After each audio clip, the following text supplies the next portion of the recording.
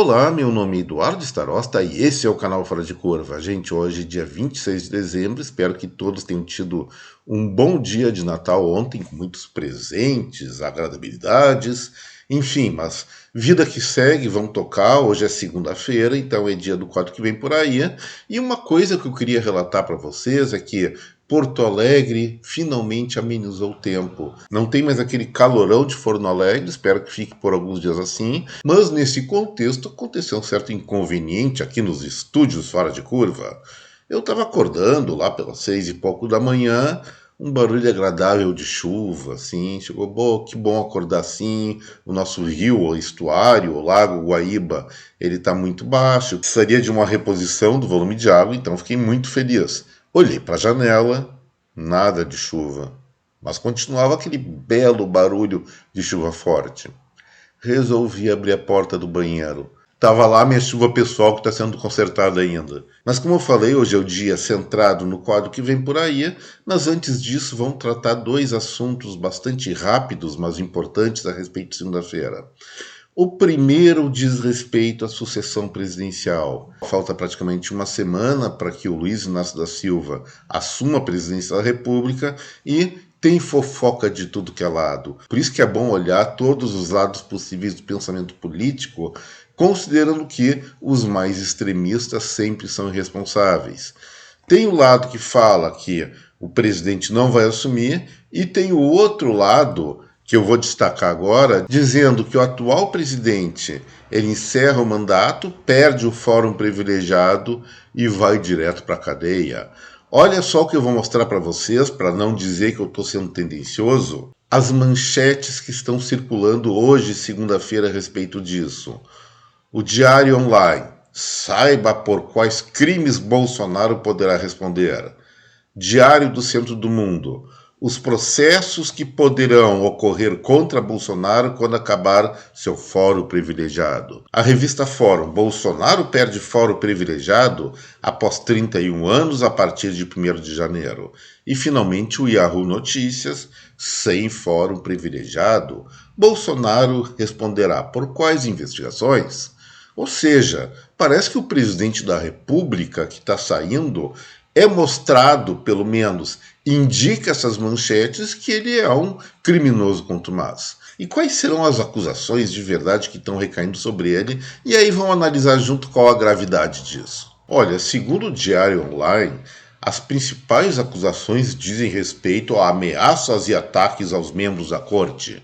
Ou seja, Bolsonaro, sim, ele tem um pavio curto, falou várias coisas que, na posição de um presidente da República, não deveria, mas ele estava indignado e realmente não fez nada de errado. Sim, talvez tenha falado demais, mas todas as ações do chefe do Executivo, nesse ponto, no que diz respeito ao lidar com a Corte Suprema, não teve nada de errado. Pode dizer que não gosta de um ministro ou do outro, especialmente de Xandão, e, a meu ver, isso não é crime. Pelo menos não seria crime que justificasse uma prisão. Ele também está sendo acusado, segundo o jornal o Globo, de incitação ao crime.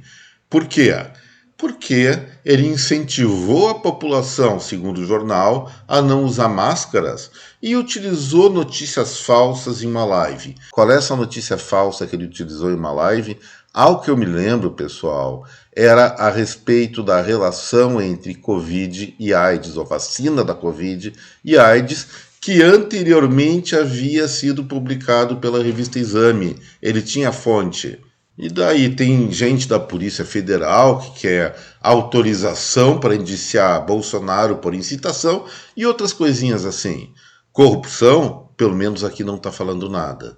Crimes realmente de gravidade, que não seja o uso da palavra, não existe nenhum. Então, gente, isso é palhaçada, é fundamentalismo, é gerar uma expectativa de punibilidade, de revanchismo, que só vai provocar o outro lado, que é quase 50% da população brasileira, que apoia o atual presidente, num confronto que não vai levar nada de bom para ninguém. Se algumas pessoas do espectro da direita estão falando besteira, os da esquerda, especialmente representados por esses jornais que eu falei, esses meios de comunicação, Sim, eles devem maneirar a língua, devem procurar uma situação o mais pacífica possível, pois todos eles estão sendo irresponsáveis e essa irresponsabilidade de lado a lado tende a provocar um clima de ruptura, aí sim de verdade, aqui no nosso país, com muitas possibilidades de violência. Isso, apesar de algumas pessoas, tanto da esquerda como da direita, desejarem romanticamente esse enfrentamento, quando a violência chega perto de cada um de nós, a sensação é muito diferente. Normalmente se suja as cuecas, verdade ou não? As mulheres as calcinhas também, claro. A outra questão diz respeito à China. Era mais do que esperado que depois daquela liberação, após os protestos contra um confinamento exagerado por conta da proteção, entre aspas, da Covid, a doença, a pandemia, ia evidentemente se propagar na China inteira. E é isso, efetivamente o número de casos está aumentando, mas olha só, eu dei uma olhada nos boletins da Organização Mundial de Saúde. Sabe quantas mortes por Covid a China teve na última semana? Uma. Ou seja, proporcionalmente uma coisa muito pequena frente a milhões e milhões de infectados. E agora o governo chinês vem com mais uma novidade para realmente deixar claro que naquele país quem manda é o Partido Comunista. Qual é a novidade? Eles simplesmente não vão mais divulgar dados a respeito da contaminação por Covid. Olha, aí eu vou lembrar de alguns infectologistas que sempre dizem um vírus, nas suas primeiras cepas, suas primeiras versões, é sempre mais letal e tende a ficar cada vez mais brando com o decorrer das suas mutações. Por que isso? Porque o vírus ele infecta uma pessoa para continuar vivo, matar seu hospedeiro, portanto, é antinatural, e essa tendência de qualquer processo pandêmico em qualquer momento da história do mundo. E agora vamos para o quadro que vem por aí. Na terça-feira, amanhã, deve sair um indicador que eu nunca tratei aqui no Fora de Curva, que é o relatório brasileiro de empréstimos bancários, o quanto cai, o quanto cresce por mês. Nós temos dados prontos até outubro, amanhã sai novembro, mas é interessante falar que desde outubro do ano passado, de 2021, portanto, o volume de empréstimo bancário sempre vem crescendo mês a mês, não tendo sequer um momento em que ele fosse negativo. No indicador de outubro, foi um crescimento de 1% frente a 2,2% de setembro. E agora o Banco Central deve estar fechando amanhã os dados relativos a novembro. E aí é aquela questão: se os tomadores de recursos financeiros estiverem otimistas em relação ao futuro, esse percentual vai continuar crescendo. Lembrando, grande parte dos empréstimos é uma coisa positiva porque faz parte do investimento das pessoas jurídicas e físicas. Aquele do cheque especial, do rotativo de cartão de crédito, sim, aqui no Brasil são uma distorção que com o tempo devem ser corrigidas porque ainda não foram.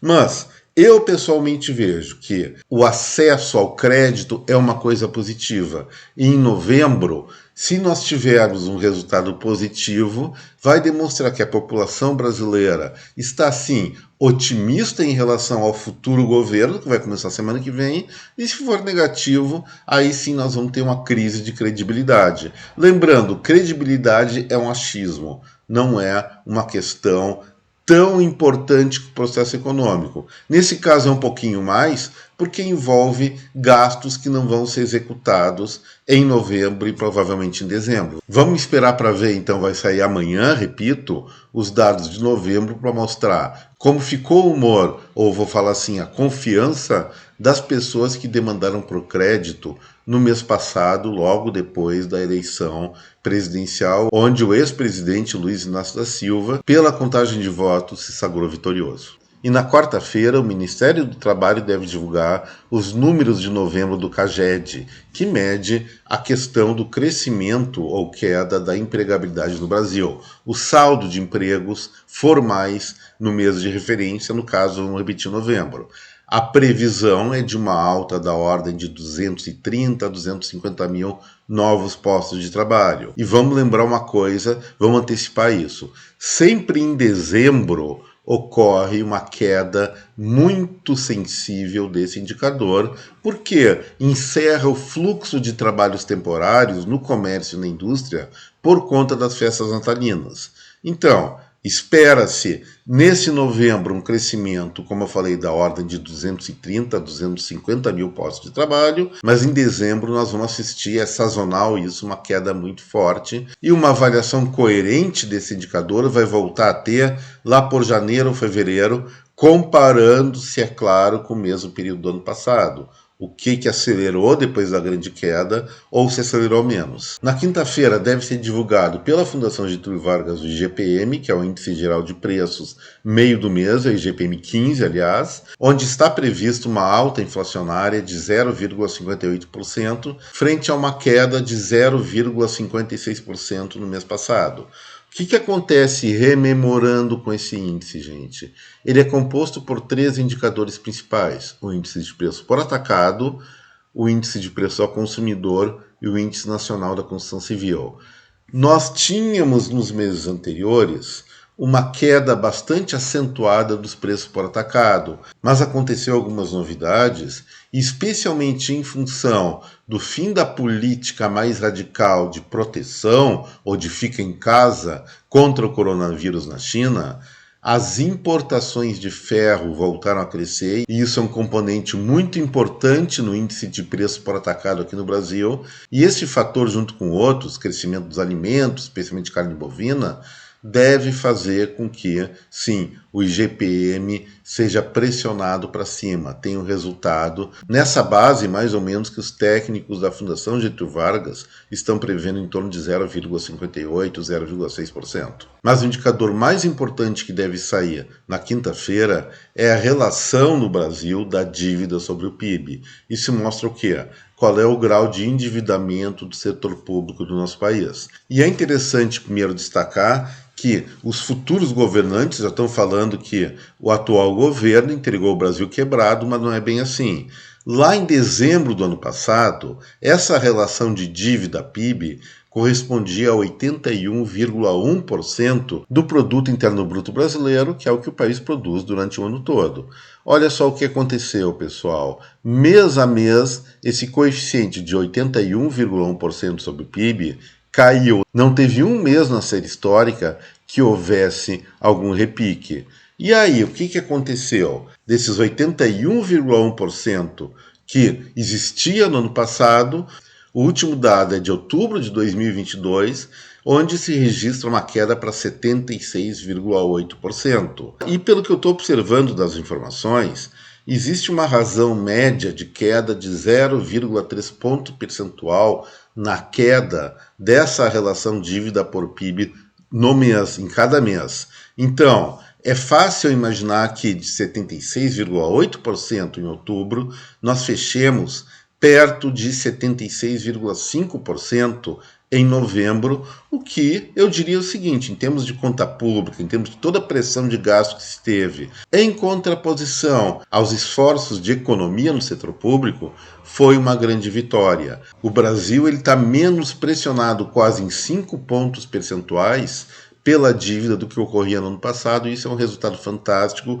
Isso mostra uma boa condução da política econômica nacional, especialmente no campo das finanças públicas, ainda mais que nós temos que lembrar daqueles quase 800 bilhões de reais gastos centralmente em 2020 para combater os desastres causados pelo Fica em Casa na pandemia. Então, mais uma vez, de parabéns à equipe do nosso ministro Paulo Guedes. E finalmente, na sexta-feira, a maior parte das pessoas não vai estar pensando em economia, não vai estar pensando em notícia, não vai estar pensando até na mudança de governo aqui no Brasil. O que eu acredito que as pessoas do Brasil e do mundo estejam imaginando é como vão passar o Réveillon, é como vão se divertir na virada do ano.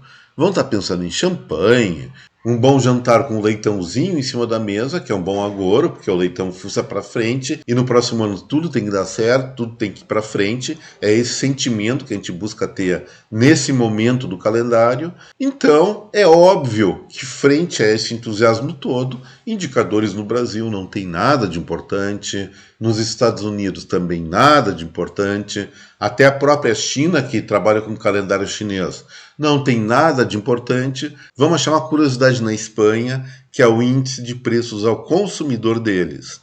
A previsão dos analistas espanhóis é que lá ocorra uma deflação de 0,1%, a exemplo do que aconteceu em novembro. Não o fato, mas a perspectiva é a seguinte, que na União Europeia realmente está começando uma nova fase onde os preços ao consumidor estão ficando sob controle. Vamos avaliar isso se confirma nos próximos meses. E assim, gente, me escapando das marteladas do andar de cima por causa do vazamento do banheiro que eu falei para vocês, eu estou encerrando o Fora de Curva de hoje, de segunda-feira, fazendo votos que cada um de vocês tenha uma baita de uma semana, aproveite muito bem, especialmente porque nós estamos nos preparando para dar adeus para esse 2022 muito incômodo, por sinal, e jogar mais energia positiva para o ano que vem. Falando em energia positiva, eu preciso de energia positiva aqui para o canal, e isso aí se materializa, essa energia, em likes, em inscrições e compartilhamentos. Muito obrigado pela atenção, um forte abraço em cada um de vocês, até breve, tchau!